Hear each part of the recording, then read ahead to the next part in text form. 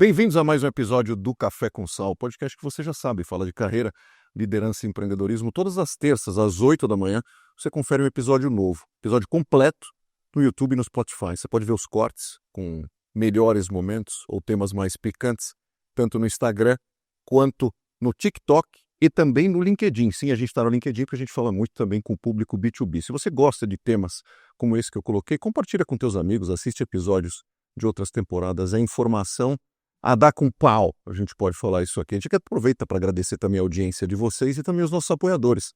A Brava Executive Search, empresa de recrutamento aí de executivos que atua em diversos mercados, www.gobrava.com.br. O pessoal do Life Mix, e hoje eu estou degustando aqui um chá verde com fibras com cranberry. Abraço, Daniel Pfefferbaum, um grande empreendedor brasileiro e equipe. Esse pessoal que traz produtos de qualidade para a tua mesa, bebidas funcionais, chás, sucos, todo mundo voltado para você ter uma qualidade acima da média na tua mesa, www.lifemix.com.br. E o abraço especial para os nossos amigos do Venturas, Mariana Ventola e João Maia, completaram agora 30 anos de Venturas, o pessoal que descobre o futuro que a gente vai ter pela frente e impacta diretamente o teu negócio com tecnologia, seja em inovação, seja em inúmeros aspectos do seu negócio. Eles trazem soluções de fato fora da caixa. Visitem a estrutura deles, tanto em Campinas quanto em Manaus, quanto em Atlanta, realmente de tirar o quê? Tirar os cabelos, de cair o queixo, né? Então um abraço para todos vocês, obrigado Venturas pelo apoio, www.venturas.org, confira lá tudo que eles podem oferecer para vocês do ponto de vista de serviços em inovação. E hoje a gente recebe uma personagem aí que a gente adora receber, que é o empreendedor em série. Um doido do bem, como a gente gosta de falar, que está à frente do Cashbank, vejam só, da Swile, a gente vai falar sobre tudo isso. Do Dinner in the Sky, que você fica lá pendurado, né? Comendo e rezando pela tua vida, mas com toda a segurança e conforto. A Mestiça, que é uma agência também, e o Let's Go, que está dentro do business de educação B2B. Bem-vindo, Marcelo Ramos, à nossa casa, ou à nossa goma. Eu não sei se você é corintiano, que nem eu. Eu sou do Sul, então eu sou do Sul. Não vamos falar de futebol, pô, meu time eu sou Inter. Tá doído, hein? Tá duro demais. Tá duro, o Inter tem uma coisa com o Corinthians. Infelizmente, aí você é corintiano. Sou corintiano. Peraí, cadê meu... Agora, isso que tá no bolso. Não vem falar, claro, não vem falar de DVD, não vem falar desse negócio que eu vou embora. Gastado aqui. Mas tudo bem, assim. Tá bom. Bom, o cara é uma máquina de pitch, vai ser difícil competir, mas vou tentar ficar à altura aqui do teu desenvolto de falar. Pelo amor de Deus, você aqui tá mais soltinho que arroz Uncle Ben. Essa oportunidade também é Uncle Ben, se você quiser patrocinar no nosso podcast. Mas vamos lá, me conta uma coisa. Eu sou fascinado com essas histórias de empreendedorismo, principalmente de onde vem isso. Eu sempre fico me questionando. É uma questão de perfil, é uma questão de ambiente, é uma questão de influência de terceiros.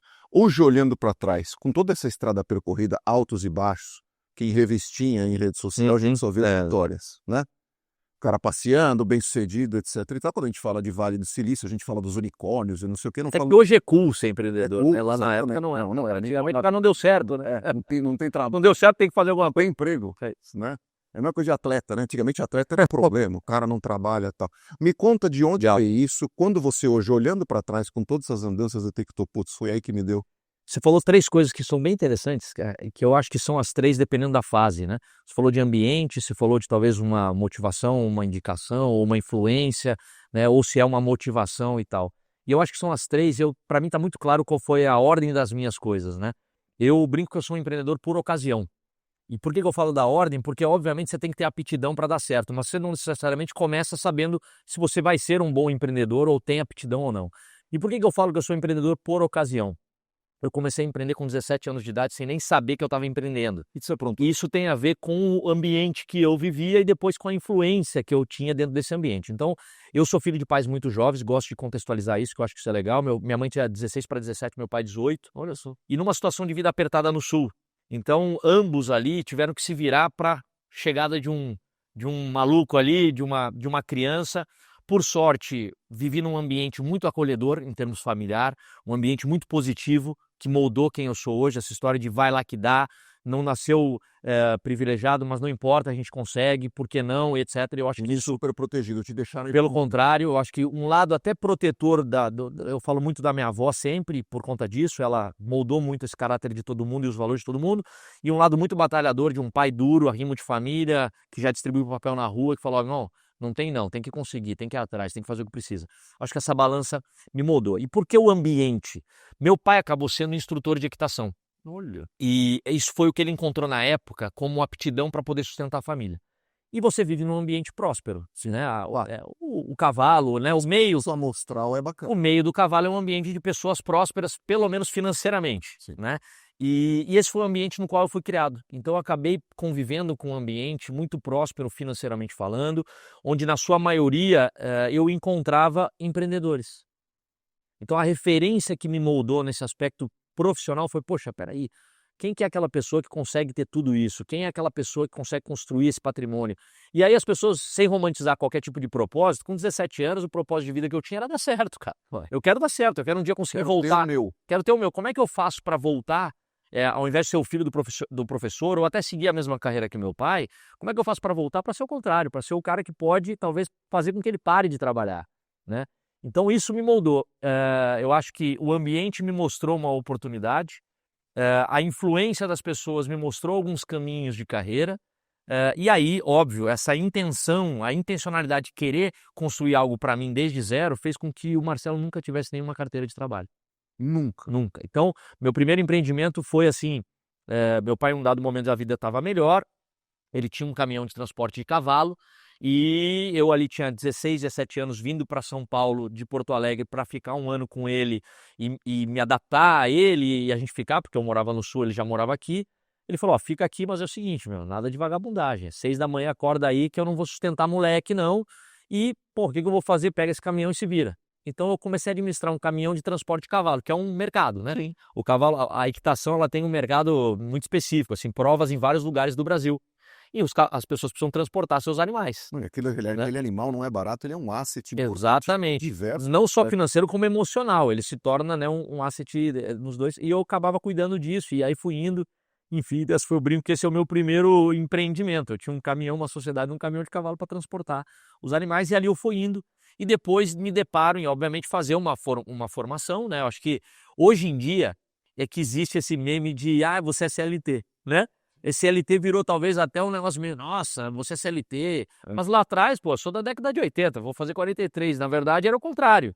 Você não tem uma formação, você não tem um currículo, você não tem uma carreira, você não vai arrumar nada. Então, eu tenho só esse mundo. Eu fui atrás de uma formação e acabei que fui para publicidade e propaganda. Por uma influência de uma sócia, uma aluna do meu pai, que era uma super publicitária na época, ainda é, de sucesso, e fazia campanhas, e o filho dela era muito meu amigo, eu olhava aqui e falava, cara, que legal, esse lado dela, ela era criativa, ela era descolada, eu falava, pô, esse é um caminho legal, vou para essa linha, né? E eu acabei fazendo publicidade por influência dela. E o meu primeiro negócio formal, que não foi um caminhão de cavalo, foi uma agência de comunicação. Você vai tendo esses anjinhos na vida que vão te apontando o caminho, mas também cabe a você captar. Acho que é isso. Acho Os que sinais são dados. entra dentro daqueles teus, né, 3 pontos ali, né? Você tem uma ambiência, você tem talvez uma influência, mas você tem que ter aptidão. Porque passa por resiliência, quebrar a cara, enfim, querer muito aquilo para que dê certo, né? Então acho que esses pontos foram os que me trouxeram aí para esse mundo do empreendedorismo. Chegando na faculdade, imagino também que nem todo mundo ali estava dirigindo caminhão com cavalo, né? A turma da tua sala, como é que foi esse choque também de ser um cara do Sul versus a turma de São Paulo? Você fez em São Paulo, a faculdade, e a turminha que vivia ali. A aspiração dessa turma, imagino que fosse outra, né? Total. Imagino que também boa parte daquela sala quisesse ser o tal CLT. Eu acho que, na verdade, grande maioria, majoritariamente as pessoas estavam ali para construir uma carreira, né? Mas eu não percebo, não me lembro pelo menos de um choque cultural. Eu acho que tem um outro lado que o empreendedorismo também precisa, que é a geração de network, né? Que é a conexão com outras pessoas. Você vai não só absorver, mas se você for uma pessoa agradável, é um pouco, eu gosto de brincar e falar assim, ninguém quer fazer negócio com gente chata. Exatamente. E aí você vai ser dono do teu próprio negócio. Se você é um chato, você não vende para ninguém. Mas hoje, pós-pandemia, que a gente não fecha por menos, a gente sabe que o nosso tempo é valioso, a convivência está no ranking assim lá em cima. Antigamente a gente tolerava gente chata, em troca, sei lá, de crescimento, faturamento, bens, não sei o que, ninguém mais faz isso. Hoje você tem muitas opções, você não vai fazer um negócio com alguém que não te trata bem, né? Só que isso, hoje se fala muito, hoje tem áreas, né? Customer Experience, Customer Success, tem um monte de coisa. Antigamente não, a área de saque, o saque vai desde tudo. Só que é o seguinte, quando alguém te liga ou você liga para alguém, essa pessoa te atende bem, você quer continuar. Se ela te atende mal, é simples assim, você quer ir embora. Ou seja, você tem uma dica, você que é jovem, ou não tem tão jovem, mas dá tempo de mudar, porque sempre é tempo de mudar. Você quer empreender, entrar no mercado de trabalho, minimamente, tenta ser alguém legal. É isso. Ouça as pessoas, se comunica com as pessoas, interage com as pessoas, tenha empatia em relação às pessoas, faça parte da turma de algum jeito, claro, de um jeito bom, né? Mas olha que dica importante. É isso. A gente às vezes não dá bola para isso, Tem a né? dúvida. Quer dizer, Chama currículo agradável. tem isso. Não, seja uma pessoa agradável de cara, isso já ajuda muito, porque, de novo, como o Marcelão disse aqui, ninguém quer gastar tempo hoje de vida com gente chata. É isso aí. E aí essa questão me fez, né, perceber, andar nos ciclos legais. A faculdade foi, confesso assim, um ambiente de relacionamento para mim. Fui às aulas, fui relativamente um bom aluno, mas eu me relacionei muito com muita gente, e ali mesmo nasceu, e olha aquilo, meu primeiro negócio formal nasceu ali também. Eu estava procurando estágio, ainda cuidava do caminhão, o negócio começou, né, pô, o que eu vou fazer? Eu preciso entrar nesse mercado de publicidade. Eu arrumei um estágio não remunerado, e fui, tocava minha vida com um caminhãozinho e fazia um estágio não remunerado. E dali eu comecei a identificar uma dor. Eu trabalhava numa agência, na época era super bacana, uma BTL, chamava Comunica. Ele tinha conta da Gradiente, da Nintendo, na época do Nintendo que bombava e tal. E aí o que aconteceu? Teve um dia que ele estava com um problema de freela. E ele, puta, contratava freela, e o freela era um problema. Porque se hoje em dia tem gente que tem dificuldade de abrir empresa emitindo, imagina 20, 30 anos atrás, né? Informal. Então o cara era informal, aí não podia contratar, não podia passar um tempo, aí quem está dentro da empresa tem medo do freela, porque se o freela faz um trabalho melhor, ele perde o emprego. Cara, e dali eu tive um estalo, que eu falei, poxa, peraí, eu não sou o cara criativo, apesar de eu acho que eu tenho ideias, mas eu nunca fui um cara paciente para sentar num programa de Photoshop e fazer azar e tal. Pô, isso era talvez um déficit de atenção que eu nem sabia o que era, assim, eu não tenho paciência para ficar naquela parte meticulosa, mas eu tenho as ideias, eu tenho a vontade, o conceito.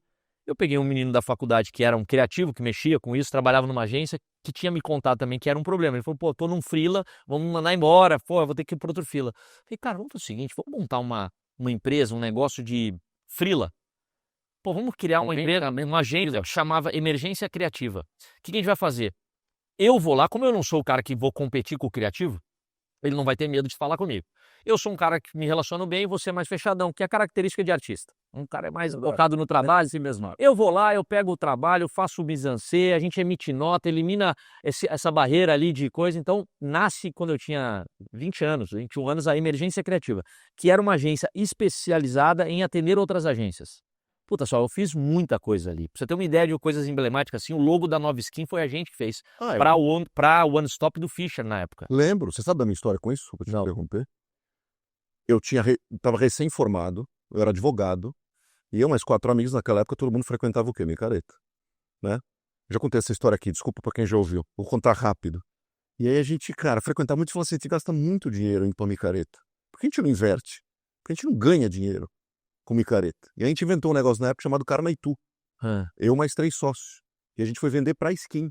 Que legal. Que ainda era Skin Cariol. Então, o primeiro ano foi feito dentro do cartódromo da Skin Cariol, com chiclete com banana, asa de águia, o que você pode imaginar, banda aérea, tudo. É Itu. Vai estar cartódromo por sinal. Super. E aí, fez na época pro filho. Cada um com seus brinquedos. Se você tá, chateada com o seu, como é que chama aquele brinquedinho agora, feinho? Labubu, né? Tem gente que tem cartódromo, outros tem Labubu, enfim, é isso.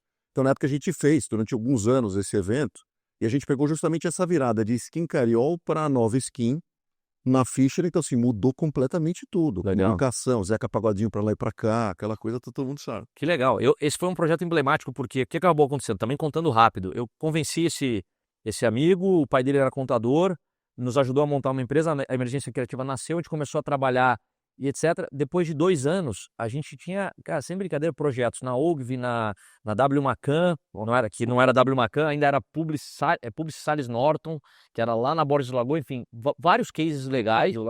E eu já tinha 20 pessoas trabalhando com a gente. Um monte de molecada trabalhando, a gente chegou a ter um escritório, e aí eu brinco assim, a gente experimentou sem nem saber o que era um M&A com 21 anos de idade, porque uma dessas agências, que foi essa primeira que eu fiz o estágio, que já era minha cliente depois, nos convidou para falar, não, deixa eu internalizar vocês aqui, vocês cuidem dessa minha parte e eu deixo vocês usar o escritório para fazer. Percorrido, já tinha feito o teste por eles, funcionou, e eu escalamos um pouquinho, e eu não tinha escritório, a gente meio que era em casa e tal. Aí ele falou, não, usa o escritório e cuida para mim do braço de relacionamento com o cliente e de criação. Eu falei, fechou. E eu posso usar o escritório para atender outros clientes? Pode. E aí a gente começou. Aí uma hora ele falou, não, porra, vamos ficar só, espera a estrutura de vocês só para mim. E aí ele comprou, ele deu uma participação do negócio dele pra gente ficar exclusivo. Eu na época eu não sabia o que era, mas isso é um M&A, né? Claro. Eu acabei adquirindo um percentual de uma... Você já pode pôr no LinkedIn, né? um primeiro M&A, assim, sem nem saber o que era. Isso. E dali eu passo a ser sócio de uma agência chamada Comunica. A emergência criativa acaba, depois de um tempo, parando, até porque daí a gente começou a migrar para atender clientes finais também, usou muito o que a gente já tinha feito como asset de, olha só, se eu fiz para skin, se eu fiz para outros, eu tenho E de novo, o potencial relacionamento criativo. você lembra?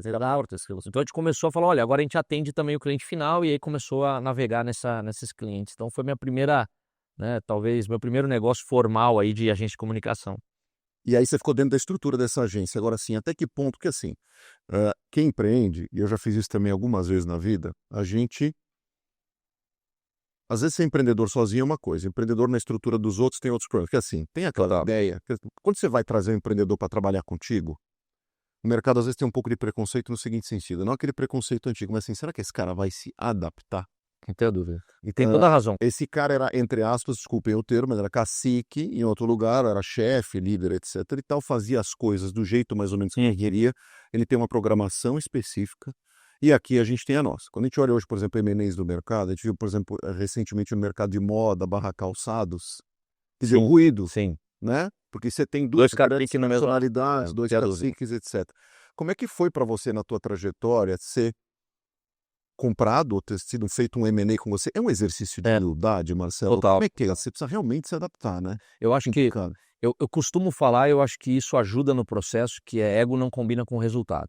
Então, se quem está começando aí também está nos assistindo, quer uma dica, eu ouvi há muitos anos atrás, guardo isso para mim, se você quer no bolso dinheiro, tira o ego, porque é literalmente proporcional. Muito ego, pouco dinheiro. Baixo ego, mais capacidade de faturamento, em geral, né?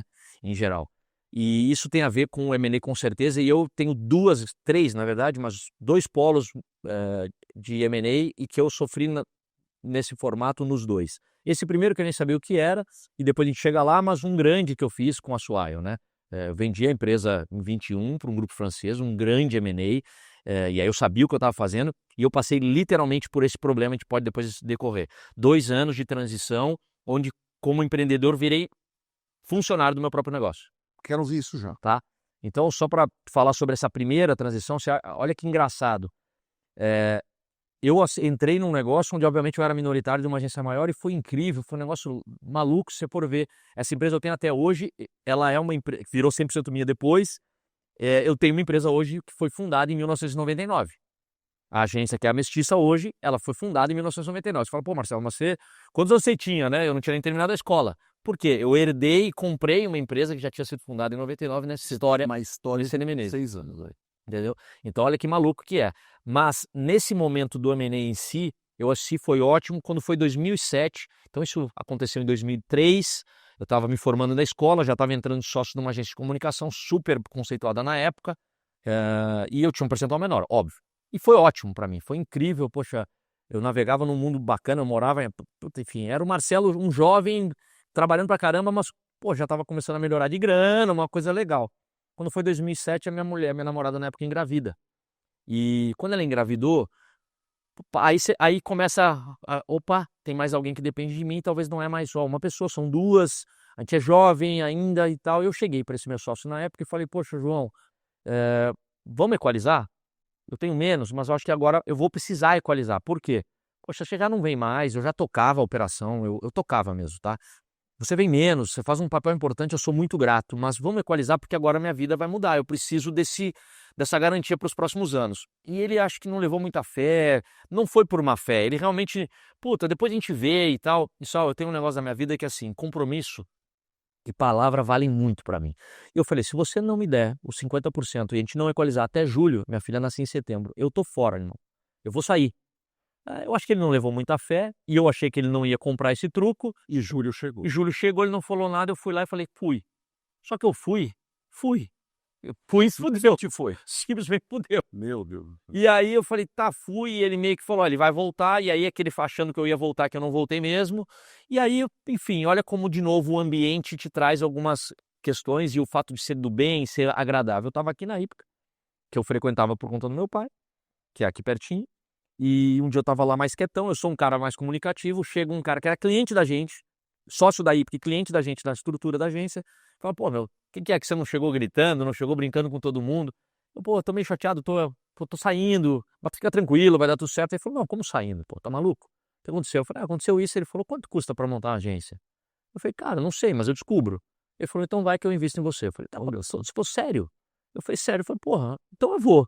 Aí sai correndo. Desculpa te interromper. Você acha que ele fez isso, voltando ao que a gente falou lá atrás, porque que imagem provavelmente você passava para ele? Eu acho que esse lado, assim, eu já o atendia, né? Como ele era cliente da agência, ele via que a gente fazia um trabalho legal, eu já tocava a operação, eu não tô é verdade, assim, o sócio que era o majoritário, que me deu essa oportunidade na época, ele já não estava mais tão preso. Ele via a agência em você. Eu era a agência, né. Então eu acho que ele encontrou uma oportunidade, mas eu tenho um perrengaço nessa história que você vai gostar de saber, rápido também. Beleza, ele veio, eu fiz correndo um material, apresentei e falei: "Olha só, eu preciso só me eu tô abraçando uma mulher grávida, num momento apertado da minha vida, porque eu acabei de sair, e eu só quero poder garantir a minha subsistência por 1 ano. Garante esse salário aqui pra mim, e o resto eu me viro". Então eu tinha um punch com ele que era um valor de entrada para eu montar um escritóriozinho, abrir a empresa e tal, e um valor de 12 meses de salário que eu falei: "Cara, olha só, eu não vou tirar cliente de lá, mas você não tem como, então você já paga um valor lá, você vai pagar para cá, esse valor já cumpre mais ou menos isso que a gente está falando, o resto eu já tenho, eu vou atrás, eu consigo em 1 ano virar". E isso foi final de 2007, em março de 8, minha filha nasceu em setembro de 2007, a gente estava nessa negociação, em março de 2008 eu abri meu escritório na Funchal como mestiça, e nessa negociação de saída o João foi legal, me deixou um dos CNPJs, que acabou ficando para mim, então ele fez a transferência das cotas e falou, cada um então vai para um canto, beleza. E eu saí só com um cliente, que era ele, que virou meu sócio. Só que acontece, ele era um cara, um executivo grande, com muitas lojas e etc. Ele botou um advogado no contrato social para representar 50% das cotas e eu representava 50% das cotas. E ele, Representante legal. o representante legal dele, ele colocou o dinheiro inicial e depois ele nunca mais pôs nada. E aí só, foi foda. Porque eu recebi o dinheiro para abrir o negócio e eu tinha o sustento do mês baseado nesse acordo e o dinheiro não veio. Ele simplesmente não depositou nunca mais. E eu fui girando e isso era uma justificativa, não? simplesmente, pô, não dá, apertou aqui. Realmente aquele ano, o que aconteceu? 2008 deu aquele perrengue lá que era da tal da Marolinha, o Marolão, você lembra isso? Era o Lula, aí eu falei, não, a Marolinha, pô, puta crise, 2008, 2009, e eu tava montando negócios, banco lá fora tudo quebrando, né? E eu montando um negócio e eu não conseguia pegar cliente. Porque todo mundo com medo do risco Brasil também, e a história, e ele não pagava, e enfim, aí foi eu guardo até hoje na minha gavetinha do lado do escritório, cheque do Unibanco devolvido para eu pagar salário das pessoas que estavam tentando me ajudar, porque isso me lembra, que eu gosto muito de falar, da onde você veio e as perrengues que você passou. Para você lembrar o quão difícil foi e lembrar de comemorar as vitórias que você tem. E enfim, concluindo essa história, ele não honrou o compromisso. Cara, 2 anos de um perrengue, assim, surreal, surreal mesmo, assim. Minha mulher foi muito parceira, veio do luxo pro lixo, porque a gente, teve que cortar tudo e com filho pequeno e tal.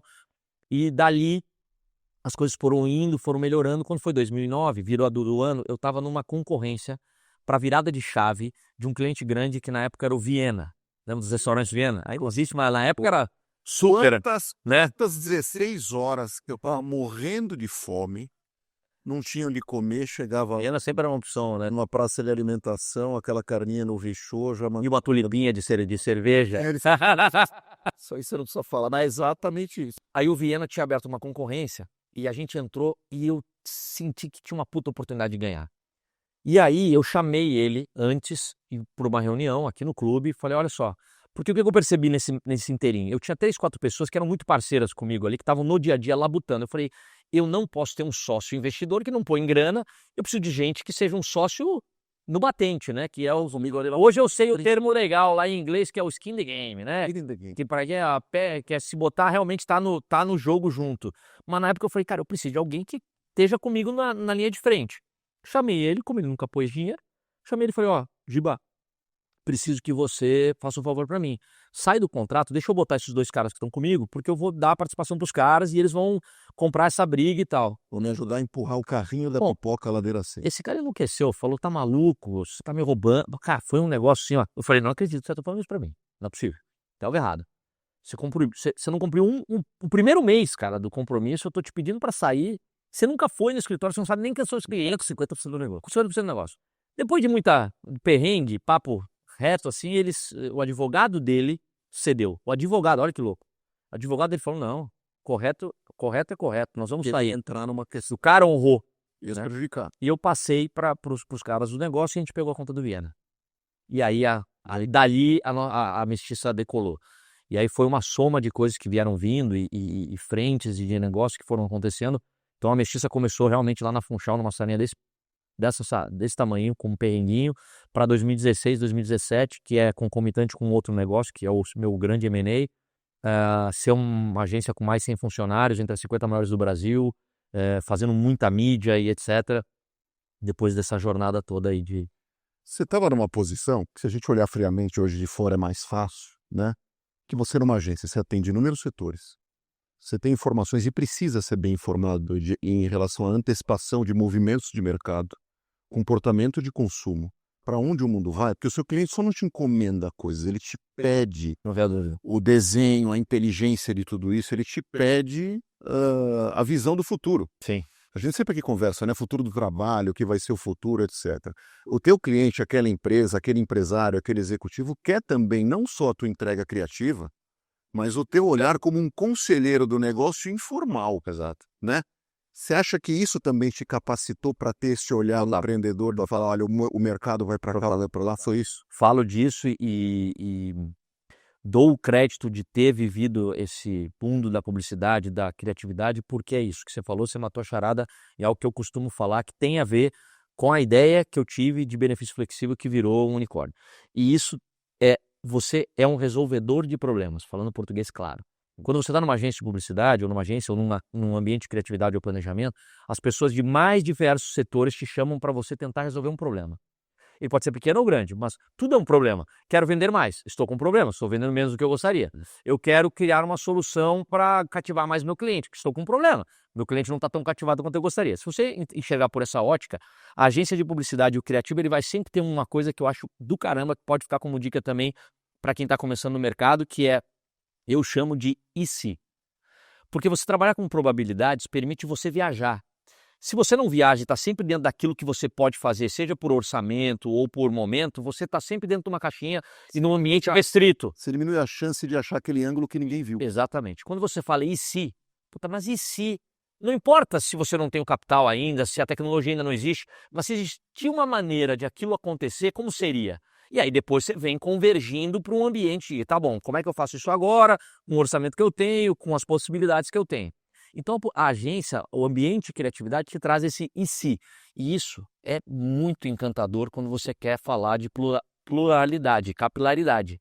Você olha para um monte de ambiente. E se você olha para um monte de ambiente, por que não ter um monte de ideia? Claro. Né? O estalo de muitas ideias acontece. Então a agência foi uma catapulta para o Marcelo empreendedor identificar oportunidades de negócio que pudessem virar uma empresa. Né? Poxa, cara, isso aqui é legal. Será que se eu resolver essa dor, eu não posso montar uma empresa que resolva essa dor e tal? Tem um ditado que a gente ouve muito em carreira que é o seguinte, que traça um paralelo com carreira, que é o seguinte: o difícil não é se apaixonar, isso é alegórica, tá? Por favor, cuidado. O difícil não é se apaixonar por uma pessoa, é abrir mão de todas as outras pessoas do mundo. Então você está lá com um cardápio super extenso, né? Ou com um cardápio inteiro do, entre aspas, Viena na mão. Você tem 1 milhão de oportunidades ali de comida para tudo quanto é gosto. Mas em algum momento você definiu que caminho você ia seguir. Porque eu imagino também que coça a mão, você olhar de curiosidade e falar assim, vou entrar nisso, vou entrar naquilo, vou entrar nisso, vou entrar naquilo. Mas é uma perda de foco Total. também gigantesca. Você tem que tocar a agência, mas ao mesmo tempo você olha e fala assim, esse mercado aqui está acontecendo. Foi isso que aconteceu em 2016? Hoje eu tenho também uma que eu devo ao meu sócio, eu acho que nesse aspecto eu sempre precisei de ajuda. Porque eu acho que eu sou esse cara que pode me... Multijanelas. Eu posso me deixar levar pela criatividade, pela vontade de fazer muita coisa ao mesmo tempo. Só que eu identifiquei essa dor e essa dificuldade, né, no meu eu, assim. Então eu sempre contei com a ajuda de pessoas que me ajudaram a me botar no eixo. Que é um parêntese rápido que eu acho que é legal. Na época que estava ali difícil, antes de pegar o Viena, na agência de publicidade, eu vendi chip de telefonia da Oi quando ela veio com desbloqueio de celular. Eu vendi boneca para Angola e eu estava distribuindo produtos de DVD em banca de jornal. Tudo isso por questões de sobrevivência.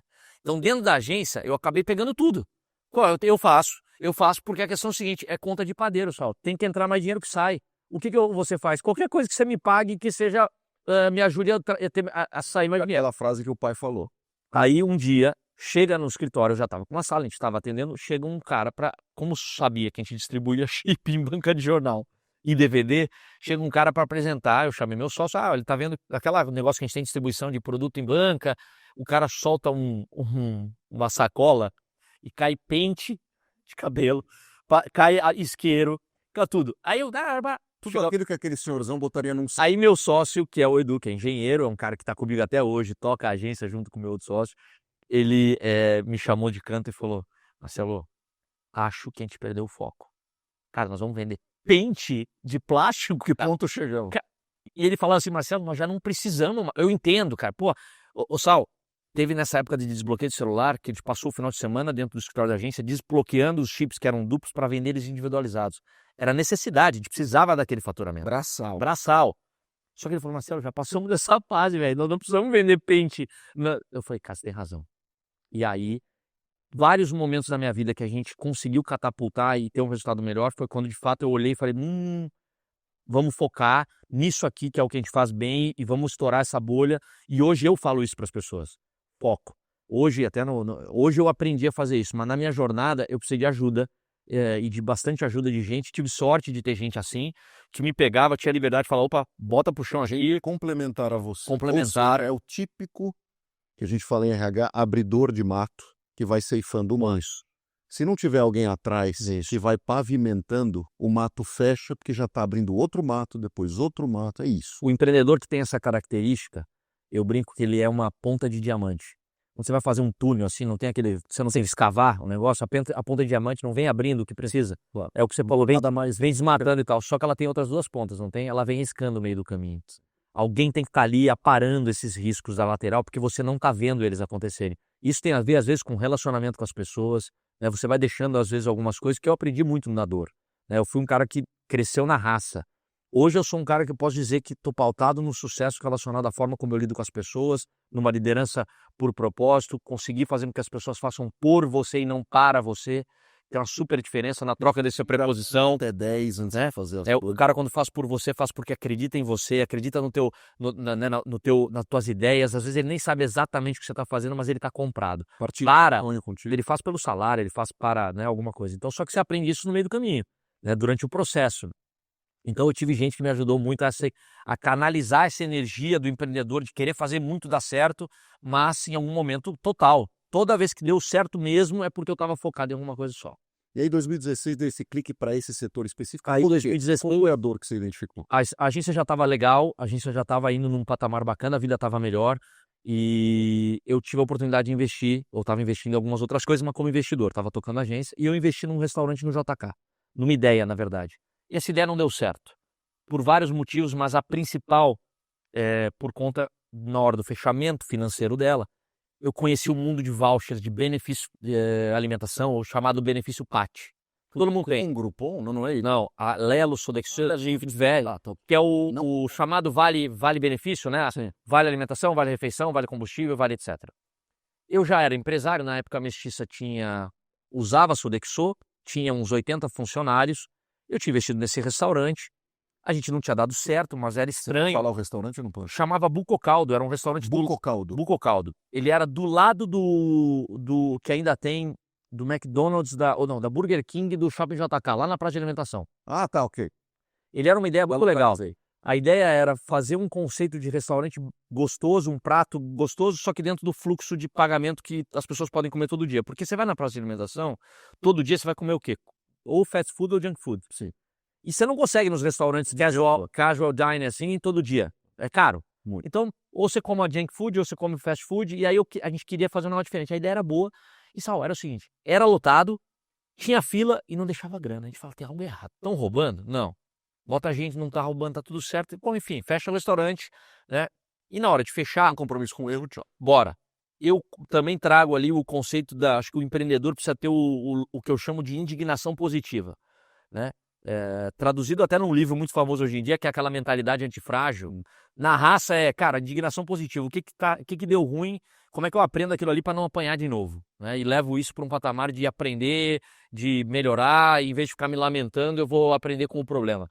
E ali eu descobri que, pô, vou descobrir o que aconteceu, descobri o voucher. Então, olha só que louco. Eu era empreendedor, dava vale, e vale você paga na frente. O cara, quando usava o vale no meu restaurante, ele me tomava 8, 10% de taxa e me pagava em 35 dias. Para um restaurante pequenininho, não dá. O que você faz? Se antecipa. Mais 3, 4%. Então, na média, de todo mundo que me pagava por vale, eu tinha 12. Numa margem de um restaurante pequenininho que você tem 16, depois de impostos, ferrou, sobra onde? Então, deixa eu ver o volume. 80% consumia com voucher. Óbvio que não quer dar dinheiro. Não quer sobrar grana. Nenhuma. Então, eu falei, pô, tem algo errado.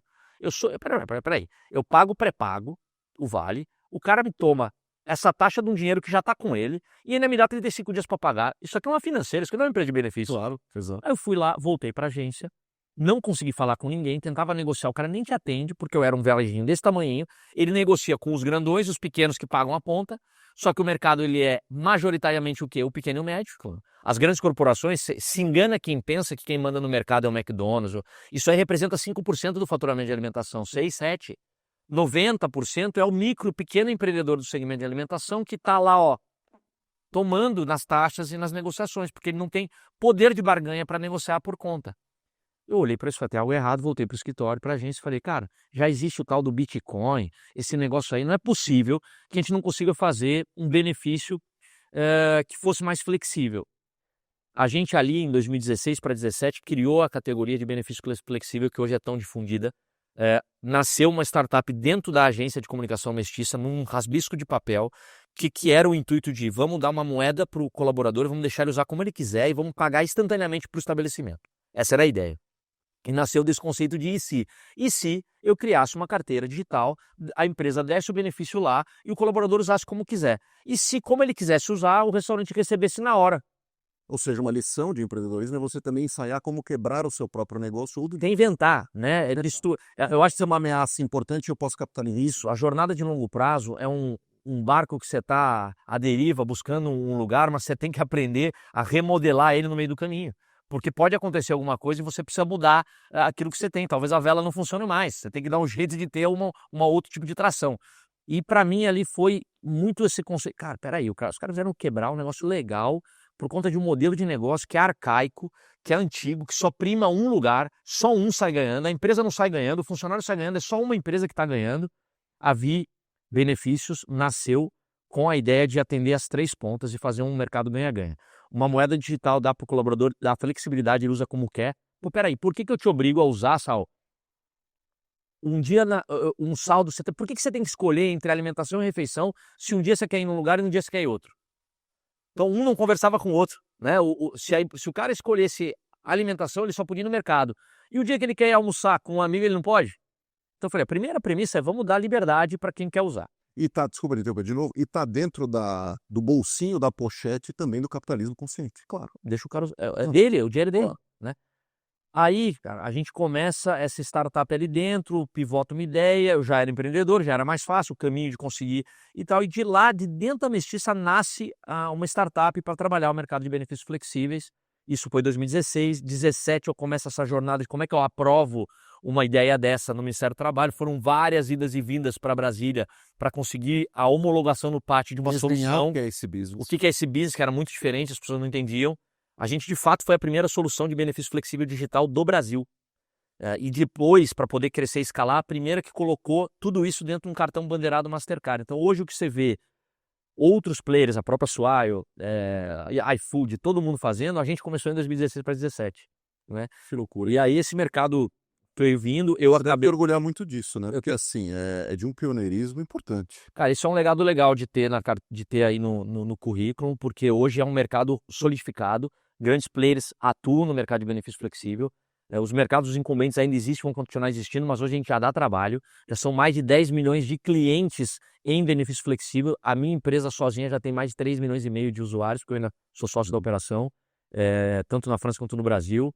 Então, assim, é um orgulho legal ver que uma ideia assim virou um segmento de mercado importante. Virou um business que mais gente atua, né? E esse foi o grande M&A da tua vida? Esse foi o grande M&A da minha vida. Como é que foi esse momento? A empresa veio crescendo depois dessa ideia, eu fui capaz de captar algumas coisas, mas você já sabe um pouco da minha história, como um empreendedor por ocasião, eu nunca soube jogar o jogo do M&A, do Venture Capital, eu fui indo na raça. E quando eu criei a Via, eu criei na raça ainda com a mentalidade de tem que entrar mais dinheiro que sai. E a gente veio fazendo, então as captações que eu fiz muito com dinheiro que a gente já tinha, dos sócios atuais, uma captação pequena de um amigo, e fui fazendo, e fui crescendo, Families e tal, e fui fazendo aquela história de vamos devagar. Então eu fui muito bom em produto, mas fui muito ruim em captação financeira. E esse business específico, ele é de captação intensiva, porque ele dá dinheiro depois de muito volume. Eu não sabia disso, eu fui fazendo na emoção. E até então, até 2019, eu estava sozinho nesse mercado. Então, cara, não tinha pressa, né? Eu estava fazendo uma benchmark. Eu não tinha benchmark, eu estava criando esse universo. Em 2019, chegam 2 concorrentes literais. E eles pegaram a ideia, né? E tudo bem, a ideia está aí, está no universo, né? E captaram muito dinheiro em fundo de investimento. Eram 2 empresas que sabiam jogar esse jogo. E quando eu vi esse mercado, eu falei, nossa, animal. Se eles captaram, eu comecei, e aí não é ego, não. Eu sou maior, eu que comecei, eu vou captar. Não consegui captar. Não. Por quê? Descobrindo um pouco mais sobre esse mercado, o mercado de M&A ele se fecha depois de alguns players, né? E eu tinha uma visão equivocada de como que o negócio rodava. E aí sim, eu percebi. Por quê? Como eu criei o negócio e eu falava, cara, mas eu sou maior, eu tô 2 anos na frente, meu produto tá 2 anos na frente, eu sou 10 vezes maior que os caras. Eu tinha 15 mil usuários, os caras estavam começando. E eu falava, cara, eu tenho 10, 15 vezes mais usuários e tal. Até que um fundo virou para mim e falou assim, foi bem legal porque isso caiu minha ficha. Você não está olhando para a ótica correta. Qual que é o tamanho do teu concorrente incumbente lá, um líder de mercado? 5 milhões de usuários. Marcelo, 5 milhões de usuários frente a 0 ou 15 mil é a mesma coisa. Vai ganhar quem tiver mais dinheiro. Eu falei, nossa. Você vê? A fregou do cano. Eu falei, quebrei. Entendi. Óbvio. O jogo é muito mais de longo prazo. Eu só criei a ideia e comecei. O cara agora super capitalizado, ele me atropela. Não importa se o meu produto é o melhor, não importa se eu tiver ideia. Ele tem capacidade financeira para me atropelar, como eu não tenho a mesma capacidade financeira. E o mercado não está nem aí. Isso fui eu que criei, eu que inventei. Ele está aí, só oferta. Você é o Orkut. Não importa. A oferta te importa. Falei, nossa, cara, morri na praia e não consegui captar. E eu falei, vou tentar ir para um lado de um estratégico, ver se alguma empresa estratégica se interessa pelo meu negócio. E aí veio a pandemia. E aí o lado bom e o lado ruim aconteceu. Por quê? A pandemia veio e a gente escalou. O concorrente já existia, só que acontece? Nesse aspecto, meu produto estava mais maduro, correto? Eu tinha e não é zero ego, hein? Eu tinha 2 anos de desenvolvimento desse produto, era uma questão de tempo. Você andou mais casinhas no tabuleiro. Exatamente. E com base nisso, toda disrupção demora para você ter na tua lista de clientes as empresas maiores, certo? Todo mundo sabe que quando você tem uma disrupção, o tal do early adopter é o que vai primeiro. Então, normalmente, ele é um cara mais propenso a risco, é uma empresa menor e tal, mais tecnológica. As grandonas mesmo não vão. Então, a gente não tinha nem a gente, nem os concorrentes, clientes maiores, porque era mais compliance, ainda os incumbentes estavam tentando matar a nossa ideia em Brasília, a gente era meio que zona de risco. Eu operava com um advogado dizendo que a gente era compliance, que podia vir e tal. Só que na pandemia, o que todo mundo fez? Ficou mais propenso a risco, porque, cara, nós estamos em casa, todo mundo acha que vai morrer, eu estou tendo que pagar meus colaboradores na conta, o cartãozinho do tradicional não funciona no delivery, não funciona no online. Todos os grandes passaram a procurar soluções. Quem estava pronto para atender? Eu, com a bandeirinha lá. E aí a gente pegou com clientes grandes e em 2020 eu saí de 15 mil usuários para no final de 2020 150 mil. 150 mil, assim, Só 10 vezes. 10 vezes num ano, só que foi animal, só que ao mesmo tempo eu não tinha captado. Então o que acontece? A minha curva de crescimento foi assim e a minha curva de gasto foi assim. Claro. Então eu falei, eu chego no final do ano, eu vou quebrar. Ter tua operação, claro. Eu vou quebrar em dezembro, final de ano eu ia quebrar, em 20. E aí, cara, nessa história, é muito louco esse M&A, porque eu fiz um M&A em 10, 15 dias, e nesse momento a gente não sabia mais o que fazer, talvez até estava vendo de entregar a operação para um player estratégico e tentar não morrer na praia. Eis que chega um mercado França muito grande e a pandemia trouxe uma valorização da moeda exterior, né? Então a gente sabe, o dólar explodiu, o euro explodiu e o mercado francês queria entrar no Brasil e não conseguia por conta da pandemia, só que estava ultra capitalizado com a grana lá em cima. Qual é a melhor saída num caso desse? É um M&A, comprar alguém que já existe e comprar aí sim qual que é o valor que existe quando você faz um M&A, tecnologia, pioneirismo, e você ser o maior do mercado, e você ser o líder, Porque você já sai de um lugar exato. Então, tudo que para um fundo de investimento não fazia diferença, para um M&A e um estratégico era asset positivo. Você já testou o modelo? E a gente daí conseguiu, foi contactado por uma empresa francesa, essa empresa queria entrar no Brasil e a gente acabou fazendo um M&A. Como é que é para quem está de fora o dia de assinatura de um negócio desse? Ah, Lembra? Eu te digo até mais, assim, no final do ano, foi tão rápido esse M&A, eu tinha para não morrer na praia um acordo com um banco nacional, um banco no Brasil, que ia absorver a nossa operação para dentro do banco e a gente ia ser um produto do banco. Ia ser bom não, mas os funcionários vão ser contratados, eu ia tentar continuar fazendo alguma coisa, mas você sabe que estrutura de banco é mais difícil. Ia ser um sopro de vida. Ia ser um sopro de vida para o negócio e eu também não ia, né, a gente já tinha 70 funcionários, era uma forma de também garantir a subsistência de todo mundo. E eu tinha que dar a resposta para os caras para a reunião de conselho dia 28 de dezembro. A negociação com esse player francês começou em setembro.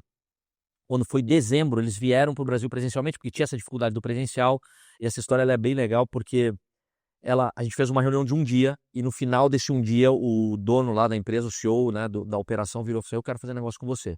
Eu falei: eu também, mas não vai dar tempo. Porque eu não viro o ano sem saber como eu pago o salário, não. Eu tenho uma negociação com o banco até o dia 28 de dezembro, eu tenho que dizer. E as portas podem ficar abertas, mas como é que nós vamos fazer um M&A e uma negociação em 10 dias? Tipo, tem no meio Natal, tem Ano Novo, que eu vou para uma casa com os amigos, eu já aluguei. Você vai voltar. Cara, adorei. Esse negócio seria enérgico pra caramba. Eu entrego o que você precisa, porque, óbvio, eu fui sincero, mas ele também. Aí ele falou: cara, eu preciso do Brasil. Eu tenho uma roadmap na França que eu estou fazendo, mas se o Brasil continuar esse roadmap, eu tenho uma captação de um fundo enorme para o ano que vem e eu consigo que a gente seja o primeiro unicórnio de benefício do mundo. Se você me entregar esse resultado e eu entregar esse resultado, eu deixo você fazer do teu jeito. Eu falei: cara, isso é tudo que eu gostaria de ouvir. Ser sócio numa operação global, poder receber uma captação desse número que você está me falando e virar um unicórnio. É o legado que qualquer startupeiro gostaria de ter, mas eu não vou conseguir esperar. Ele falou: vamos tentar? Bom, resumo. Eles voltaram para a França, isso era 17 e 18. Eu fui para Porto Alegre passar Natal. 17 e 18 de dezembro? Dezembro. E 28 vocês assinaram? Aí é que entra. Aí a gente foi e aí começa. Natal eu cheguei atrasado, call. Eu tinha o call no Brasil, eu era majoritário da operação. Então, diante do cenário que a gente estava, eu conversei com todos os sócios, todos falaram: cara, qualquer negócio é melhor do que a gente vai fazer. Então, Marcelo, a gente confia, toca o pau. Eu assumi a negociação, que isso é fácil. Então, a negociação foi em cima do meu chapéu, e aí todo dia em call, em reunião, e falando, e etc, e negociando e tal, até que a gente chegou num valor, num negócio, que falou: cara, due diligence. Eu falei: esquece, não tem due diligence. Não tem como. Ele falou: mas due diligence, cara, nunca vou aprovar. Eu falei: vou te falar uma coisa que meu pai me ensinou, minha família me ensinou. Eu sou um cara de palavra. Não tem um morto no armário. Você não vai ter um morto no armário. Se você encontrar um morto no armário da minha empresa, eu te entrego ela de graça. Só que se não tiver um morto no armário, você vai me pagar o preço justo. Ele falou: como a gente faz isso? Eu faço o seguinte: a gente anuncia, a gente faz um fechamento, dizendo que é um valor mínimo que você pagaria pela empresa para ter a operação. Só que se eu te entregar, em 6 meses a gente está capaz de fazer o due diligence. Nesses 6 meses eu entrego o resultado que você quer. E lá daqui em 6 meses você senta e fala: entregou ou não entregou? Se a due diligence passar e se eu entregar teu resultado, a gente já tem os gatilhos de Mas vamos fechar hoje. Mas nós vamos fechar hoje, porque eu tenho que dizer pro cara gol não gol lá no banco. O cara falou: puta, meu ano novo, eu tenho que aprovar no board, tem que fazer, tal. Falei: ó, aí eu dei um truco, falei: deal break, senão depois de janeiro a gente volta, você negocia com o banco.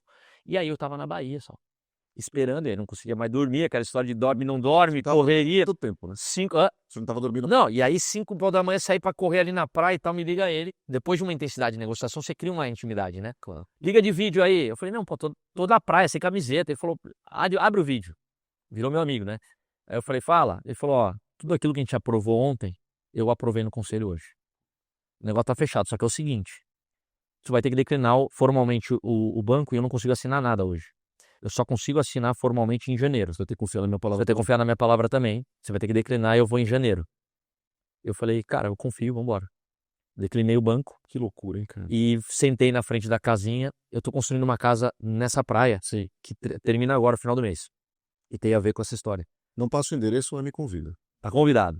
Eu sentei na frente da casa que eu tava alugando e falei: cara, ou deu muito certo, ou deu muito errado. Você partiu para água de coco ou para um Não, aí eu chamei minha mulher, contei só pra ela e falei, ó, nós vamos... Sabe quando você joga na mega da virada e que você alucina falando, vou ganhar? Nós vamos viver esse ano novo. Deu certo. Se der errado, nós vamos ver depois. Mas aconteceu isso. Então, esses dias vamos ver. Esse dia nós vamos estourar. Estouramos, deu certo. Se ele não vier, amor, deu ruim de novo. Nós vamos ter que camelar tudo aquilo. Volta lá, aquelas casinhas. Ela, parceira, né? Como sempre foi na minha vida, tô junto. E a gente passou um ano novo animal. E 6 de janeiro ele estava aqui. A gente assinou o deal. Em 6 meses, em julho, eu entreguei o resultado. Ele também.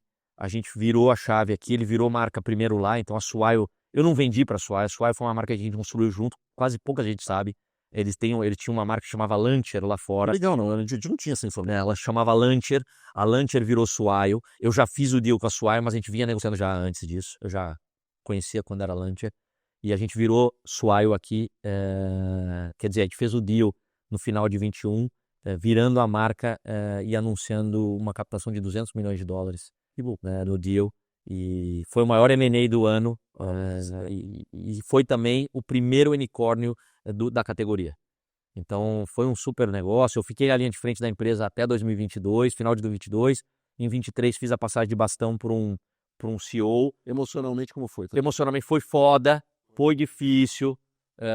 Para quem já leu o livro do Uri Levine, que fala sobre a transição, foi exatamente tudo que está escrito ali. É duro mesmo, é difícil mesmo, você tem que estar numa outra posição, você tem que aprender a ser um investidor do seu negócio e não um dono executor. Então, o CEO que está até hoje lá, que foi o cara que eu contratei, passou um dobrado comigo mesmo, ele sabe. Muito disso é o Rony Meisler, né? Ele passou um dobrado comigo, eu também passei com ele, mas ele passou, então não é fácil você saber se colocar como um dos decisores e não o decisor. Então, para mim, foi um jogo muito eu tive que botar meu ego lá embaixo de novo, saber meu papel e reaprender a trabalhar. Foi um aprendizado, foi legal, foi uma puta experiência. Mas em 2023, eu cumpri meu papel. Hoje eu tenho uma posição de um conselho consultivo, hoje eu continuo indico clientes, mas hoje eu sou um investidor da sua. É isso que eu ia te falar, porque assim, você virou, você contou pra gente aqui todos os perrengues que você passou. Né? Todo mundo acha o máximo, não sei o que, empreendedor, bacana, somente quando tá preenchendo aquela ficha de hotel, né? O que você faz? Sou empresário, você não sabe os perrengues que você passa, quantas noites você não dormiu, o que você e tua família passam com isso, que quem tá em volta sente, né? É uma vibração num outro giro. Quem percebe aqui tá te vendo falar é uma paixão, uma energia infinita. Mas quando você tem um case desse tamanho, você também vira alvo. Vamos falar só do bom sentido aqui. Vamos trazer positividade para a conversa. Eu quero estar com esse cara. Esse cara tem o toque de Midas. Esse cara percorreu todos esses caminhos. Ele sabe o que dá certo, o que não dá. Ele tem o cheiro ele tem o tino do que é bom e do que acontece. Os teus outros projetos foram acontecendo também porque você já estava nesse outro patamar do ponto de vista de consciência da comunidade investidora como um todo. O pessoal começa a te procurar. É mais obviamente com boas ideias ou com ideias nem tão boas. O pessoal, o mercado financeiro chama de track record, né? Ou como é que chama? Second time founder. É que as siglas desse mercado é em inglês, eu nem curto, tá, mano? Que é a segunda jornada de um fundador. Que a gente fala. E aí, sim, quando a gente anunciou o M&A, que foi, saiu na capa do Valor, foi super legal lá em 21, eu fiquei o pessoal achou que eu já estava numa transição curta, que eu tinha vendido full, não que eu tinha vendido uma parte. E aí começa. Você nem tem ideia, começa a falar, pô, eu tenho aqui uma cadeira para você, eu tenho um investimento aqui para você e tal. Só que aí, graças a Deus, você já está num grau de maturidade do foco. E eu comecei a falar, não, eu quero... E ter a tranquilidade para poder analisar. Então, ali já estava muito claro qual era o meu propósito de vida. É diferente quando o cara fala sem romantismo nenhum, né? Teu propósito de vida, você começou a empreender... Não, meu propósito de vida nem sabia qual era. Eu comecei a empreender porque eu precisava sobreviver. Hoje, o meu propósito de vida está claro. Então, hoje eu posso optar por fazer coisas que vão agregar ao meu propósito de vida, que é transformar. É pegar algo... Eu sou bom desse 0 para 1. É ali que me dá tesão, é ali que eu tenho agora uma realidade, transformar uma coisa, alguma coisa que nunca não foi inventada, ouvir de alguém falando, nossa, por que ninguém pensou nisso antes? Caramba, que negócio simples, mas tão legal, isso é o que me motiva, esse é o meu tesão. Então, poxa, eu passo a procurar coisas que me motivam assim. E quando eu consigo fazer algo assim, é o que eu vou fazer para mim. Né? Marcelo, mas você não vai... Não, uma coisa é você fazer outros investimentos, mas investir é diferente de tocar. E hoje eu já tenho essa maturidade. Eu sou um cara que eu sou capaz de investir numa ideia, saber que eu vou ser um conselheiro. Até chegar nesse grau de maturidade, tudo eu queria estar. Aí você não consegue fazer nada direito. Não, e também você não respeita a essência, o espírito daquele empreendedor. Exatamente, exatamente. Você não queria que fizesse. Exatamente, né? E então eu passei a entender que para eu estar realmente num projeto engajado, tem que ser um negócio que está vinculado ao meu propósito e que eu tô na linha de frente, e que eu sou relevante no negócio, né? Então, até chegando na etapa, os outros negócios acabaram vindo muito oriundos do sucesso desses negócios, particularmente os últimos dois, que é a Let's Go e o Cashbank. A Let's Go foi realmente um momento de transição. Eu estava saindo como executivo da Swile e eu comecei a receber muito assim, nossa, cara, ninguém conhece a tua história. O mercado de educação tá meio abundante dessa galera que traz uma narrativa de que não necessariamente fez, fala que fez, mas não fez. Marcelo, você tem uma história real. Você chegou lá. Você deveria ser um influenciador de educação. E aí eu, na hora, falei, pô, legal. Poxa, faz sentido. Eu vou ajudar alguém? Faz sentido? Eu vou montar uma... Será que o que o pessoal está fazendo aí, eu poderia ser meio que um Sebrae 5.0? Eu quero ajudar, então, o empreendedor. E muito na ideia assim, só, o Marcelo de 17 anos adoraria sentar com o Marcelo de hoje. Eu não posso fazer isso para mim, mas eu posso fazer isso para tantas pessoas de 17, 20, 21 que estão nesse mesmo anseio ou que já estão começando a empreender E que não tem conexão com o que tem. que não tem conexão. Então, será que eu consigo escalar isso? E aí eu investi, chamei uma sócia do mercado de educação, que é lá da HSM, da Anima, para me ajudar na ideia. Eu falei, será que a gente não consegue montar uma escola de educação empreendedora, digitalizada, disruptiva, com acesso, barata? Pô, vambora, fiz uma puta produção, meu Instagram era fechado, abri meu Instagram, comecei a falar, comecei a contar um pouco a história porque precisa, começaram a me dar um call nisso, não, tem que falar, dar a cara, mostrar o que você fez e tal, e tudo deu errado. Tudo deu errado. Esse jogo do B2C, o que eu percebi? Infelizmente, as pessoas compram uma narrativa. O que eu tinha que fazer para vender? Eu tinha que dizer, ó, você que tá aí, quer ficar rico? Quer ter meu lifestyle hoje em dia? Quer andar a cavalo? Quer ficar rico? Eu vou te ensinar a fazer um unicórnio. Você não consegue fazer. Eu não consigo fazer isso, é tudo que é mentira. Eu não sei nem se eu consigo fazer para mim de novo. Agora, eu vou dizer para os outros que eu vou ensinar a ficar rico? Eu falei, não, eu não vou falar isso. Puta, mas se você não falar isso, não vende. Eu falei, não vou falar. Eu não vou falar que eu vou ajudar alguém a ficar rico, porque é mentira. Eu posso ajudar a falar tudo que eu fiz que deu certo, mas não significa que alguém vai fazer e vai dar certo também. Você sabe que um parênteses, já me propuseram várias vezes montar negócios escaláveis em função das mentorias que eu dou. E, cara, eu não consigo, porque eu não consigo chegar, fazer um ensaiozinho dentro de um jatinho, ou dentro de um ambiente não sei o que, e falar assim, eu não consigo, não é a minha. A narrativa... Admiro quem faz, parabéns, fique à vontade, acho que é problema de cada um, mas eu não consigo fazer. E aí foi 23, 24, final de 23 e 24, essa dor, assim, Cara, fiz um material bem feito, Sal. Fiz produção bem feita, tem assim, do Daniel Castanho, Geraldo Rufino, gente incrível dando aulas, dando conceitos. Cara, o material tá muito legal. Quem precisa falar sobre finança, autoconhecimento, mentalidade empreendedora, o conteúdo tá lá, tá formatado, e eu não conseguia vender.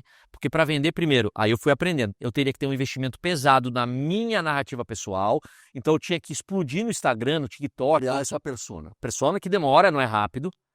E dessa persona, você tem lá um funil. Beleza, se eu tenho 1 milhão de seguidores, 1% vai comprar o que eu não sei. É isso. Só que para eu vender, eu tenho que dizer que eu vou ensinar o cara a ficar rico. Eu falei, não vou fazer, mudamos, chamei minha sócia também, falou, não tô afim de fazer isso. E aí a gente começou a olhar e eu falei, vamos fazer uma coisa que eu gosto de falar muito, que é, vamos jogar onde a gente joga bem? Vamos focar vamos focar naquilo que a gente sabe fazer? E o que eu sei fazer a vida inteira? É B2B. E eu comecei a falar, e se eu for para um caminho de falar, empresas, olha só, tá vendo esse conteúdo? Empresas que são B2B e que ajudam os empreendedores ou vendem para empreendedores, qual é a única forma delas se relacionarem com eles? Punch comercial, oferta, né, algum incentivo. E se a gente fosse uma edtech focada em falar, e se eu te ajudar a escalar relacionamento através de educação? E se eu falar para você que além de bônus e caramba, você começa a falar para o teu empreendedor, vem cá, não adianta você querer vender mais se você não sabe cuidar de finanças, se você não divide as tuas finanças pessoais das empresariais, se você não sabe reter clientes, se a gente não ensina o cara a fazer SRM sem romantismo, porque CRM nada mais é do que cuidar de cliente, às vezes não tem nem que começar com plataforma. Então, tem vários macetes que você pode dar para um empreendedor para ele ter uma vida melhor. E você, como empresa, não faz. Se eu te der uma opção barata, você não escala a educação para o teu... Poxa, é interessante. E aí eu peguei tudo aquilo que eu fiz para o B2C, envelopei no B2B e a gente começou a vender. porque a gente começou a vender uma narrativa legal, que é, Sal, você tem uma empresa que vende para empreendedor? Posso ser teu canal de educação? Eu te cobro baratinho para dar para esse cara um monte de possibilidade. Se esse cara der certo, você diminui teu churn. Se esse cara der certo, ele compra mais de você. Se esse cara der certo, ele agradece para você. E nada melhor do que um cliente agradecido. E, cara, as empresas começaram a falar, beleza. Aí o long story short dessa história, sabe qual é? De 24 para agora, a gente pivotou de uma empresa que não estava dando certo no B2C para ter 500 mil alunos do B2B. Olha. A Let's Go é uma empresa hoje que tem 500 mil alunos do B2B. A gente atende 10 empresas, 15 empresas. Era o B2B. Que entenderam essa nossa proposta de valor, que toparam, que escalam nos seus empreendedores uma escola de educação que tem implementação de conteúdo de qualidade. E, obviamente, usei muito AI, muita tecnologia, e a gente é uma estrutura enxuta. E provando que eu sou um cara do 0 para 1, que faz... Quando a gente chegou nesse patamar no final do ano passado, a minha sócia que está comigo na jornada, eu falei, Grazi, agora é você que toca. Porque você é a pessoa da educação, você é a expert em educação. E aí ela assumiu em final do ano como CEO da operação. Então a Grazi Moreno, que é a pessoa que eu amo de paixão, é a CEO da Let's Go, é responsável por escalar um projeto de educação na área B2B e vender isso para as empresas e a gente escalar, que esse conteúdo chegue em empreendedores que querem e precisam de um auxílio. E a gente acabou dando certo no mercado B2B. Mas olha como é que é o caminho percorrido e a questão do foco, né? Os exemplos que você deu aqui, uma exceção ou outra, o teu sucesso está de fato no B2B. Um B2B. No B2C, foram laboratórios importantes de aprendizado. Total. Sem dúvida. Tudo tem aprendizado. Qualquer contato na vida tem aprendizado, qualquer tentativa de aprendizado. E aquela de novo, né? A dica o quão importante o empreendedor precisa ter, né, nas suas características, essa história da mentalidade antifrágil mesmo. Pô, eu não dei certo. Cara, a grana, ok, eu já tô num momento de vida que a grana que eu gastei não muda a minha vida.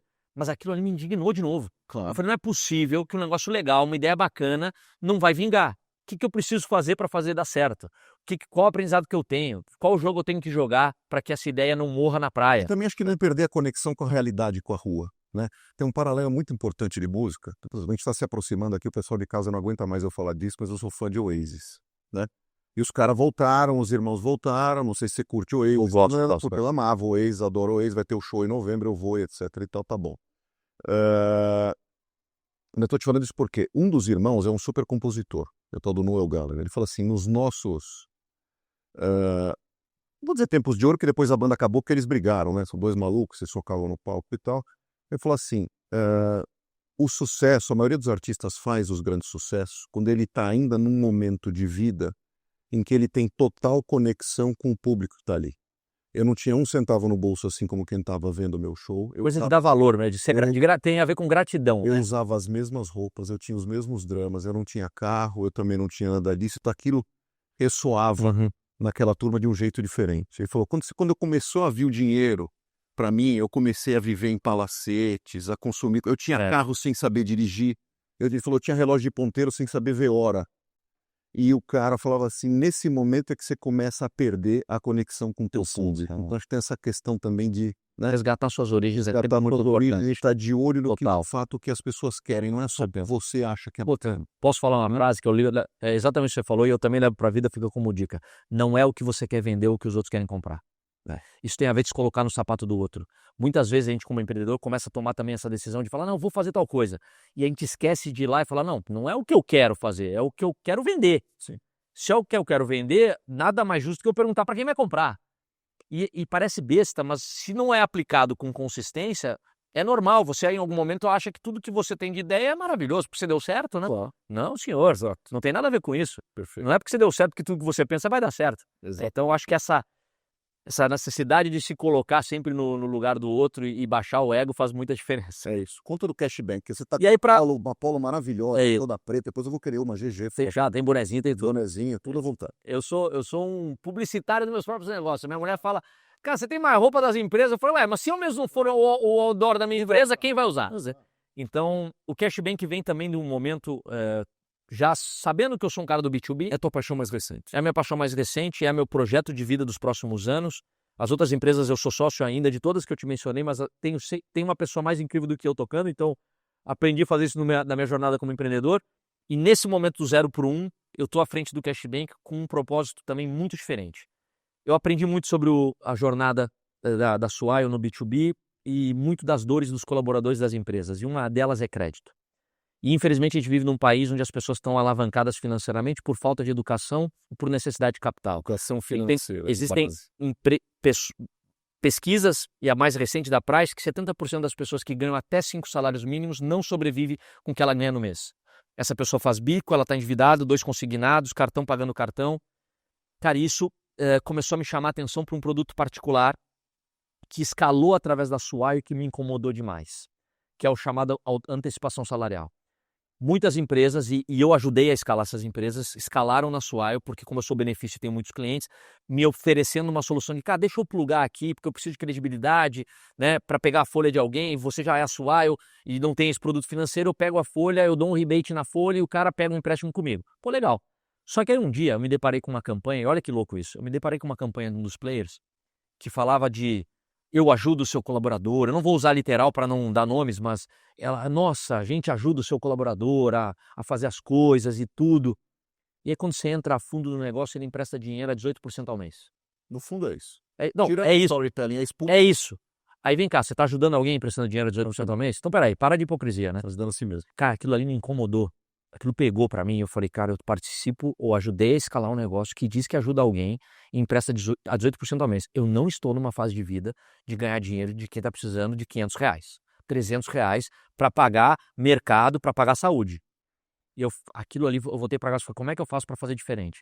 O Cashbank nasceu dessa dor que é a primeira instituição financeira que devolve 100% dos juros para quem precisa de um crédito emergencial. O cara comigo pega o dinheiro e os juros eu dou de volta. Você dá de volta. Dou de volta.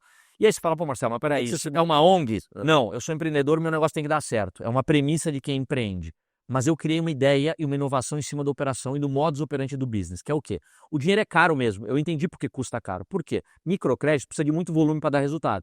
E o custo de aquisição de cliente é muito alto. Então, para eu girar, eu tenho que comprar esse mercado. Eu chego na empresa e falo, me dá tua folha, eu te pago, eu te remunero, eu te dou um rebate. Então, esse mercado é o mercado atual. Para isso, pagar todo mundo, os juros tem que ser alto. Para você pegar dinheiro no FDIC, no mercado financeiro, então todo mundo tem que ganhar um pouquinho. Então quem paga a conta é o cara que está apertado. E é isso. Só que é o seguinte, eu falei, já que os juros é assim, e se eu abrir mão dos juros e devolver para o cara em benefício? Porque a operação vai ter que existir. Mas vem cá, a gente não está inundado de ofertas hoje em dia? Você não tem oferta de tudo que é lugar? Tudo. Não tem o tempo inteiro alguém querendo te vender alguma coisa? Eu quero enfiar a mão no meu bolso. Por quê? Porque o custo de aquisição de cliente é alto. Todas as ofertas, todas as marcas precisam de um cliente todos os dias. Ela tem verba para isso, ela paga para isso. A minha loja talvez a gente foi um dos primeiros a pensar de falar, pô, peraí, e se eu criar o CAC negativo? E se eu pegar os R$100 de juros que eu tenho aqui desse cara e falar para você, eu tenho um cliente com R$100 para comprar um produto teu, você me dá uma comissão? Você não me daria? Claro. É CAC negativo, você paga para ter um cliente, eu estou dizendo que eu estou te pagando para levar um cliente. É o que tá, não fica. Então, o ano passado, eu construí uma lógica de tese de bater em todas as marcas e integradores de ofertas e falar, eu estou te trazendo um cliente, além do aspecto social que você vai ajudar, eu estou pagando para você ter um cliente. Você me dá uma oferta bacana e me dá uma comissão, porque eu tenho que ganhar de você, eu não tenho que ganhar do cara. E deu certo, só. Cara, eu consegui 500 marcas, eu tenho mais de 800 ofertas, eu lancei o Cashbank em abril desse ano, com mais de 800 ofertas, dentre elas marcas como Uber, 99, todas as empresas de telefonia, Bob's, Copenhagen, América, nível nacional. Então hoje, o meu colaborador de uma empresa que fecha com Cashbank, precisa de R$500 emergencialmente, ele vem no aplicativo do banco, ele pega R$500, os juros é os 18%, 20%, porque é o que eu pago toda a cadeia, só que na hora que ele bate ali e pega 500 e vai pagar 600, os 500 eu já entrego para ele precisa daquele valor, e os R$100 que ele ainda vai pagar, eu já entrego na hora. Só que esse 100... Mediante a tua comissão. Esse 100 não, eu só ganho a comissão depois. Esse 100, ele vai usar num leque de parceiros que eu escolhi. Só que olha só que legal. Se eu tenho dentro desses parceiros um valor nominal que vale R$100 em qualquer momento, né, ou quanto ele acumulou de juros, e ele compra coisas que ele já compra no orçamento familiar, eu não compensei 100% de juros para ele? Claro. Se ele vai comprar, ele não tem que se locomover, ele não tem que se alimentar, ele não tem que ter internet em casa e no telefone, e tantas outras, ele não tem que comprar coisas para casa, para o filho, para etc. Se eu dou esse leque de ofertas para ele compensar esses juros num lugar que ele já gastaria no mês, eu não zerei a conta para ele? Zerou. Eu sou a primeira operação financeira que zera a conta de quem toma juros. Cara, que legal. E você criou esse ecossistema, na verdade. Exatamente. Que também ninguém tinha pensado nesse ano. Por enquanto, não. Sim, claro. Mas estamos aí para ver, né? É isso. E outra, eu espero que copiem. Porque talvez copiando, a gente vai ser no futuro a empresa que protagonizou a possibilidade de baixar juros em geral. Sim, ainda com mais propósito, né? Você conseguiu embutir isso ainda mais. Então hoje, Verdadeiro da coisa. hoje é a minha jornada, a minha nova jornada. Quem quiser acompanhar, tá nas redes sociais, Cashbank, no meu Instagram que é aberto, Cashbank, Marcelo Ramos _MR no Instagram, Marcelo Ramos no LinkedIn, Cashbank KE, como está escrito aqui, né? Também no LinkedIn, no Instagram, site, só botar no Google, enfim, a gente hoje está protagonizando o que eu venho chamar de crédito consciente. Sim. Marcelão, o que você lê? Você lê? Puta, de leitura? Eu sou um cara de leitura, mas deveria ler mais. Você, é que assim, a pilha que você tem, não sei se você consegue ficar mais de sabe 10 que páginas. O ano passado, para eu conseguir ler, e o último que eu li foi o Antifrágil, por isso que eu falo, né? E depois Poder do Hábito, são os que eu li. Esse ano eu não comecei nenhum livro, não vou mentir, mas ano passado eu li Poder do Hábito, li de novo, já tinha lido, li Antifrágil. E li um bem legal que chama 10% Mais Feliz. 10% mais feliz? Cara, recomendo pra caramba. Um cara que teve um burnout, um âncora teve um burnout e etc, que tem a ver com essa balança da felicidade com a produtividade. Vale a pena. E sabe o que eu fiz pra conseguir ler? Eu tive que botar meta. Então tudo na minha vida eu tenho que botar meta pra mim. Senão não vai. Eu tô treinando, eu boto lá, quem me acompanha no Instagram, acho que aí também não é. É corrida? Não, eu faço musculação, boxe e jiu-jitsu. Tá. 305 treinos no ano. Papo de pancada ali, você Eu vi, quando eu entrei eu vi. Mas não é meu 305 treinos no ano.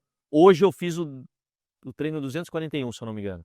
Então, 305 treinos. 305 treinos no ano. Eu tenho que fazer esse ano 305 treinos no ano, até o dia 31 de dezembro. Eu já tô no 241, acho que eu vou bater. Mas não fica folgado, hein? Fica folgando, tá gravando aqui, você vai folgar, nós vamos te cobrar. E aí eu vou botando essas metas. Então, para eu conseguir ler o ano passado, eu tive que botar uma meta que eu acordava de manhã, eu tinha que ler 10 páginas. Então, antes de treinar, eu acordava 15, 20 minutos mais cedo, sentava e lia 10 páginas. E tinha dia que era muito forçado. E tinha dia que eu ia mais, mas eu não lia mais, porque eu falava, não, 10 páginas. Eu lia 10 páginas forçado e quando eu queria mais, eu não lia também. E eu consegui ler um monte de livro. Então, assim funciona. tô precisando voltar nas minhas metas do ano. Você é um cara de série, a gente tá um monte de dicas. Sou. O que você tá assistindo? Agora, eu tô assistindo Terra da Máfia, que é Terra da Máfia? Terra da Máfia. Tá vendo aí? Terra da Máfia. Onde tá? Tá no Paramount+, e no Prime, tá? No Prime. Terra da Máfia. Puta, animal. Mas é o que? Máfia, né? Máfia, Chicago, mais moderna, assim. Mais moderna, mas é americana, que... Enfim, mas animal. E eu tô vendo também Tulsa, com o Sylvester Stallone. Não vi. Onde tá isso? Também tá no Paramount e no Prime. Ah, porque você já tá ali, tá, entendi. Eu sou super fã do Sylvester Stallone. Ele tá com esse Tulsa, que daí também ele é um mafioso italianão, né? Roda nos Estados Unidos também, chamado italianão, a máfia ali, puta, é muito legal. Tem vários. Você sabe que eu sou muito fã dele? E aí na época que saiu o documentário da vida do Schwarzenegger. Eu vi isso também, animal. Mas eu fiquei mal com o documentário do Stallone. Eu achei triste. A vida do cara é... sim, Mas eu achei que ele ainda não trabalhou certas coisas nele. Normal. Pode ser, mas eu achei que ele, cara, ainda carrega muita coisa na vida pesada. E eu acho que o outro trabalhou um pouco melhor. Super melhor. Eu acho que até o outro conseguiu sair de um lugar difícil, né? Que é o lugar do fisiculturismo, que se até hoje tem preconceito, imagina naquela época. A biografia do cara. O cara não falava uma palavra em inglês, o cara virou astro do cinema sem falar uma fala no filme. Virou governador. Dona não tinha, casou com uma McCain, né? Não, cara, realmente o cara tira chapéu. Né? Cara, que prazer te conhecer. Puta, prazer meu poder contar um pouco dessa história. Bem-vindo aqui no Café com Sal, venha sempre. Agora que já sabemos que sua casa está em construção na praia, faça favor de convidar. Obviamente com uma temperatura melhor do que hoje, não vamos entregar... Não, mas na Bahia, meu amigo, todo ano. Na Bahia toda hora é hora. Todo ano. É isso aí. E, gente, espero que vocês tenham gostado. Olha que legal essa lição de empreendedorismo. Quando a gente falou aqui no começo da conversa de você ser uma pessoa bacana, agradável, isso ajuda muito, olha aí, tá vendo? Que cara legal, que cara cheio de paixão, de energia. Essa é a veia empreendedora que a gente tanto fala. Traduzir isso em palavras às vezes é difícil, né? Mas acho que fica muito mais fácil quando a gente tem depoimentos verdadeiros e conectados com o coração, como foi o nosso amigo Marcelo. Espero que vocês tenham adorado. Eu adorei. Tenho certeza que esse episódio vai ser um sucesso. A gente se vê todas as terças às 8 da manhã aqui no Café com Sal. Beijão. Tchau. Até o próximo.